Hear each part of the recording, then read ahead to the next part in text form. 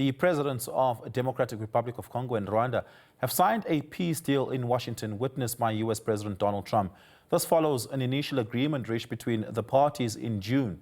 The signing in the U.S. Capitol, in the presence of a number of African and Arab leaders, marks a key moment in efforts to bring peace to the troubled eastern Congo, where fierce fighting continues to rage between Congolese armed forces and the Rwandan-backed M23 rebels, among other groups. Let's talk to Sherwin Bryce Peace on this now. Sherwin, good evening. Thank you so much for joining. We really do appreciate it. The deal is signed, but do we know the details? Well, we don't have a fact sheet from the lead mediator here, Oliver, the United States, but we have received a fact sheet from the DRC delegation, and I can share a few of the details that they have shared with us. They call it a peace agreement that is a historic step forward. This is not a temporary ceasefire, but a structured, legally binding peace agreement with specific commitments, implementation deadlines, and a permanent monitoring mechanism. There's a joint security coordination mechanism that will have permanent observers of this process, namely the United States and Qatar. Qatar, of course, has played a key mediation role in bringing us to this point. You'll recall, Oliver, that the foreign ministers of both the DRC and Rwanda signed a preliminary agreement in June in Washington, D.C. So we now see the full fruition of this process in the signing, by the DRC president and Rwanda's president. The DRC says the agreement meets the following red lines: enforceable withdrawal of Rwandan troops from the DRC and the restoration of its territorial integrity. A very important point.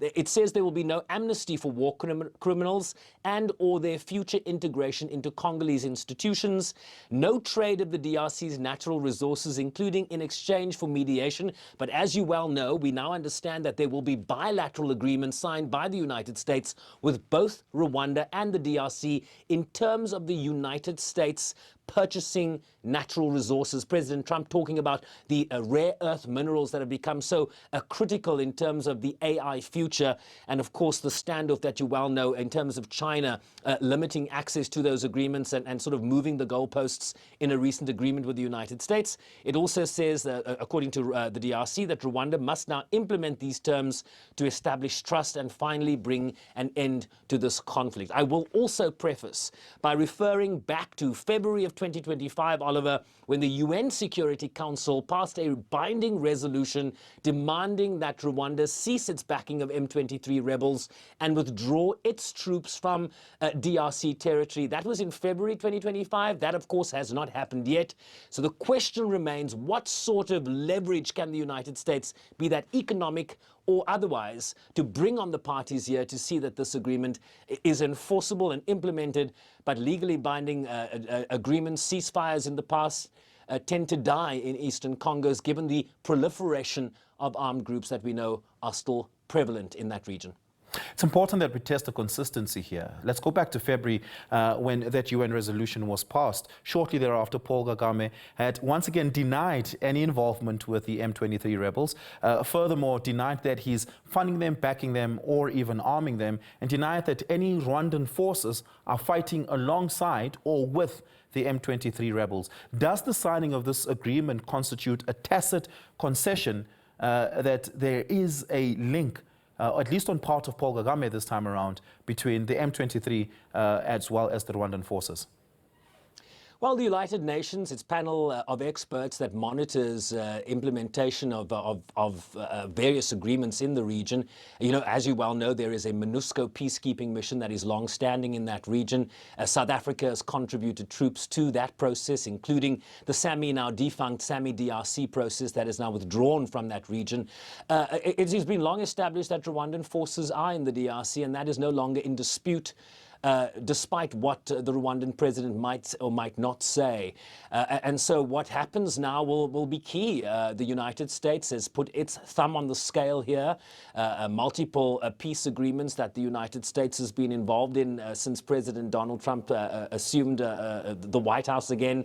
And so it remains to be seen what sort of pressure, economic in the main, it appears, given the bilateral agreements that President Trump has talked about here, and whether that can foster a new prosperous future for the region that we know has a long-standing issue, a complex issue of armed groups that are proliferating. It's not just the M23 that's operating in eastern Congo.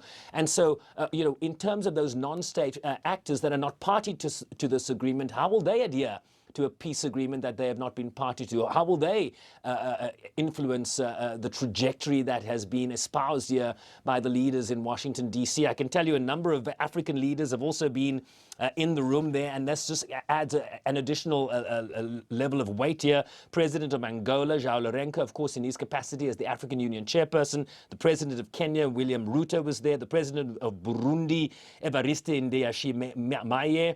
The president of Togo, Faure Gnassingbé, he is, of course, the African Union mediator. The foreign ministers of Qatar, as you well know, a key mediator in this process. The foreign minister of the United Arab Emirates, the chairman of the African Union Commission, Mahmoud Ali Yusuf. And we also understand that Uhuru Kenyatta, the former Kenyan leader, was also in the room. I also spoke to the United Nations spokesperson earlier today saying, why was the United Nations not perhaps more greatly involved in this process? And the response was that they welcome this process, they welcome the United States' engagement, and that, there are various configurations to various peace deals. And so while the UN might not have been involved in the processes that are underway in Washington, D.C., they believe the true test will be peace on the ground. That, for them, is the main focus here. And certainly, given the investment from various African nations over decades now, I think a great deal of impetus behind this deal. If I didn't know any better, and if it weren't for at least the minerals trade part of this agreement, I would have sworn Trump really made a genuine attempt at that Nobel Peace Prize. But let's talk about that very briefly, Sherwin. What are the implications of the minerals trade part of that agreement? Does it mean, in practice, that Rwanda cannot sell or trade any minerals to any third party that were mined and extracted in the DRC? I mean, it's difficult for me to sort of weigh in on that because we haven't actually seen the actual agreement in terms of, the mineral exploitation. We understand that there will be separate bilateral agreements signed with both Kigali and Kinshasa here. And so how those bilateral agreements inform the multilateral process that is now underway in terms of this peace negotiation or this peace process that, is unfolding remains to be seen. But, another point to make here, besides the mineral agreement is that there is a conflict that is ongoing in eastern Congo today. The DRC armed forces and the M23 very recently, as early as this week, are still involved in fighting along the border with Rwanda. And so how this agreement now informs processes on the ground, the chain of command, who's in charge, the proliferation of armed groups, these are open questions, but the United States affirming this process as a great day for Africa and a great day for the world. But proof will be in the pudding. Sherwin, thank you so much for that. Really do appreciate it. That is Sherwin Bryce Peace coming to us from the U.S. following that Washington process peace agreement between Rwanda and the DRC.